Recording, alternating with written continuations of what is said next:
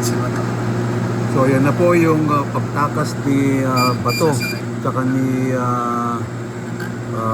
Robin nung tinakas po ni Robin Padilla si Bato. Kaya nga nung ini-interview siya sa AB7 ba yun, si Karen Davila, hindi siya makasagot kung ano yung pinagsasabi niya. Pero yan, yung CCTV video na nakuha sa Senate, yan po yung yun po yung sasakyan ni Robin Padilla, nagdarakas po. So siya pala ang nagtakas talaga kay Bato de la Rosa. Yan po ang breaking news. Talagang itong si Bad Boy, talagang bad talaga. Hindi dapat po karapat-dapat na maging senador.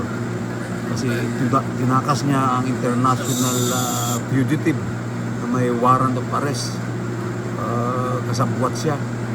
So alam din siguro, for sure, alam din ni Jesus Christ Cayetano yan. Yan po. Maraming salamat po.